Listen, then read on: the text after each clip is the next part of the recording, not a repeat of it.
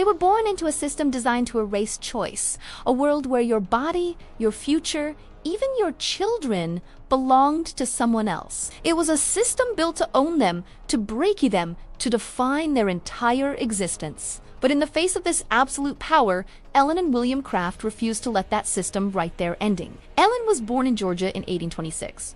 Her mother was enslaved. Her father was the man who owned her mother. Elena's skin was so light that strangers often mistook her for a member of the white society that enslaved her. But the law saw only one thing: property. Growing up, she was a constant witness to the casual cruelty of the system families torn apart on the auction block. Mothers screaming as their children were sold away forever. The fear was a constant companion. She knew, with chilling certainty, that if she ever had children, they too would be born into this nightmare. William was born just 2 years earlier. Em 1824, his childhood was shattered by the memory of his own family being broken apart, sold piece by piece, like livestock. That searing pain never left him. He understood that slavery wasn't just about stolen labor. It was a machine that carved scars deep into the soul, designed to erase love, hope, and family. When Ellen and William met in McKinn, Georgia, they found in each other a shared spirit of defiance. They fell in love and married, but it was a union in secret, whispered and sacred only to them. Under the law, their marriage meant nothing. It was a bond that could be dissolved at any moment on the whim of their owner. They were trapped. Their bodies could be broken, their lives sold away, their future stolen. But together, they made a decision that most would never dare to even imagine. They would escape, and they would do it not by running into the shadows, but by walking directly into the light. Their plan was an act of breathtaking audacity. Running through the woods and swamps was what was expected. The slave catchers and their dogs were masters of that hunt. So Ellen and William decided to disappear in plain sight, to use the very prejudices of the system against itself. Ellen, with her fair complexion, would disguise herself as a wealthy, white, male planter. William would play the role he had been forced into his entire life. Her loyal, enslaved servant. The transformation was meticulous, every detail a matter of life and death. Ellen cut her long hair short and dressed in fine men's clothing, a top hat, a fashionable jacket, to explain why she couldn't write or sign her name at ticket counters. And hotels, a skill she never had the chance to learn.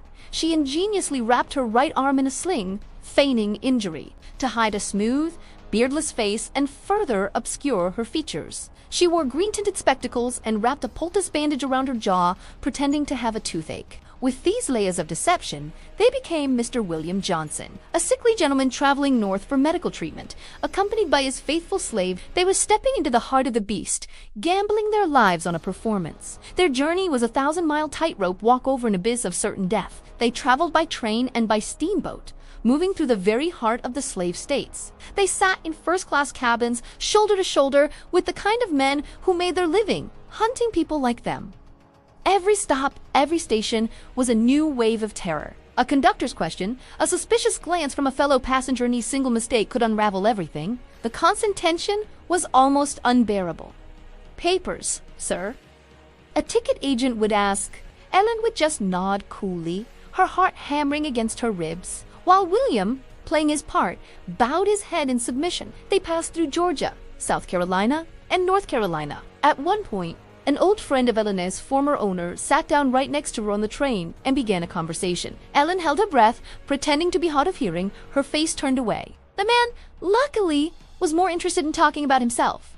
Every moment was a brush with catastrophe. The danger reached its peak in Baltimore, the final hurdle before the free states. To board the train to Philadelphia, officials demanded that all enslaved people have a bond signed by their owners, guaranteeing their return. This was a rule they hadn't anticipated. Their meticulously crafted plan was about to collapse just miles from freedom. The ticket agent was suspicious. He questioned William directly. Panic began to set in. In that moment of extreme pressure, William's quick thinking saved them. He explained that his master, Mr. Johnson, was very ill and that getting the bond would cause a delay that could prove fatal for him. He spoke with such earnestness and concern for his master that another passenger, a military officer, was moved by the scene. The officer berated the ticket agent for his heartlessness, insisting they let the poor sick gentleman and his boy pass. The agent, flustered and pressured, finally relented. They were waved through. The train lurched forward, carrying them out of the land of bondage. On Christmas Day, 1848, the train pulled into Philadelphia. They stepped onto the platform, onto free soil. For the first time in their lives, they owned themselves. The air they breathed was their own. The ground they stood on was not the property of a master. They were free. But freedom in America was a fragile thing. The Fugitive Slave Act meant that even in the North, slave catchers could legally hunt them down and drag them back to Georgia. So they had to flee again, this time across the ocean to England. They're finally safe.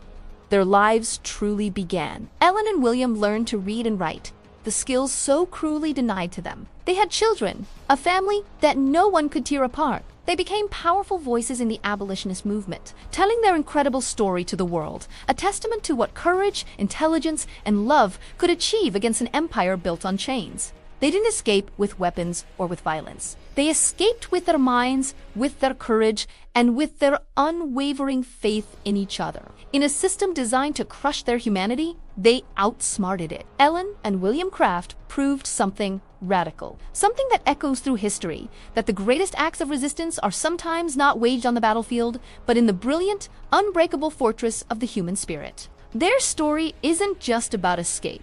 It's about the profound cost of freedom and the incredible power of claiming one's own identity against all odds.